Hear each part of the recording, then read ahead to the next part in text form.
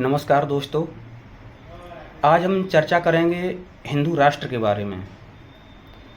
क्या संविधान के होते हुए हम लोग हिंदू राष्ट्र की कल्पना कर सकते हैं? एक शास्त्री जी हैं जो हिंदू राष्ट्र बनाने की बात करते हैं और उन्होंने एक नया फरमान जारी कर दिया है कि वो पहले एक हिंदू गांव बनाएंगे।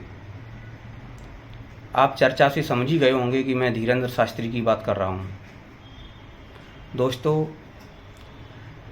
हमारा देश एक धर्मनिरपेक्ष देश है जिसको हम लोग सेक्युलर भी बोलते हैं।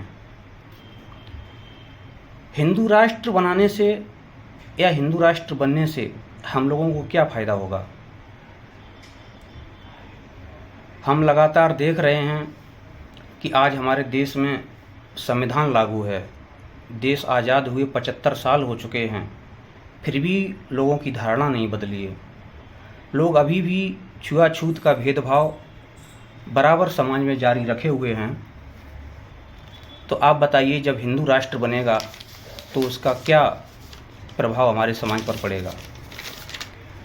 आज भी हम देखते हैं तो पता चलता है कि कहीं किसी विद्यालय में एक दलित छात्र किसी टीचर की, किसी अध्यापक की बोतल छू लेता है तो उसको इतना पीटा जाता है कि उसकी 23 दिन के बाद वो मृत्यु हो जाती है। कई सारी ऐसी घटनाएं हैं। कभी दलितों को घोड़ी पर चढ़ने से रोका जाता है, कभी मंदिरों में जाने से रोका जाता है। ये हालत तब है दोस्तों जब हमारे देश में संविधान लागू है।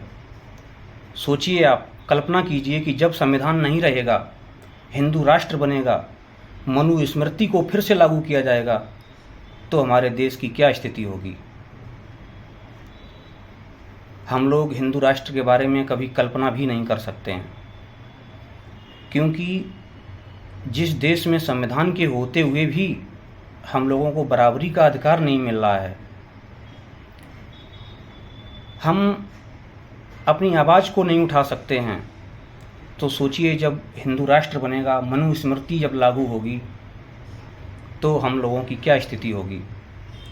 अभी ज़्यादा वक्त नहीं हुआ है, केवल 70 साल ही हुए हैं हमारे देश को आज़ाद हुए, और 70 सालों में जो बदलाव थोड़ा बहुत आया है, लोग हम लोगों को फिर से वहीं पहुंचाना चाहते हैं, उसी दिशा में पहुंचाना चाहते हैं।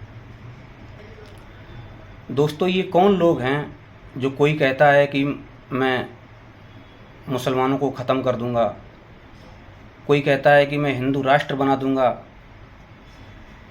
कोई भीमराव अंबेडकर साहब जो थे, बाबा साहब, उनको भीमटे चिमटे कह के बुलाते हैं। तो जब संविधान लागू है हमारे देश में, फिर भी ये लोग इतना अपना अपमान करते हैं, इतना बुरा भला बोलते हैं, इतना गलत व्यवहार करते हैं हम लोगों के साथ। तो सोचिए जब मनुस्मृति लागू होगी तब क्या हाल होगा। अभी आप देख ही रहे हैं कि एक नया मामला चल रहा है रामजी लाल सुमन को लेकर के। उन्होंने कोई राणा सांगा पर जो बयान दिया था, उसके लिए लोग तरह तरह की घोषणाएं कर रहे हैं। कोई कह रहा है कि मैं 5 लाख रुपए दूंगा, उनकी जीभ काट लो। कोई कह रहा है मैं 25 लाख रुपए दूंगा, उनको गोली मार दो। तो आप कल्पना कीजिए, जब संविधान के होते हुए भी ये लोग इतनी कट्टरता दिखाते हैं, ऐसी बातें करते हैं, तो जब मनुस्मृति लागू होगी, हिंदू राष्ट्र बनेगा, तब इन लोगों के हौसले कैसे होंगे? दोस्तों, सोचिए और कल्पना करिए कि आखिर ये लोग क्या चाहते हैं। हिंदू राष्ट्र जरूरी है या फिर संविधान की रक्षा जरूरी है? अगर संविधान बचेगा तो हम सब लोग बचेंगे, अगर संविधान नहीं बचेगा तो हम लोगों का अस्तित्व खत्म हो जाएगा।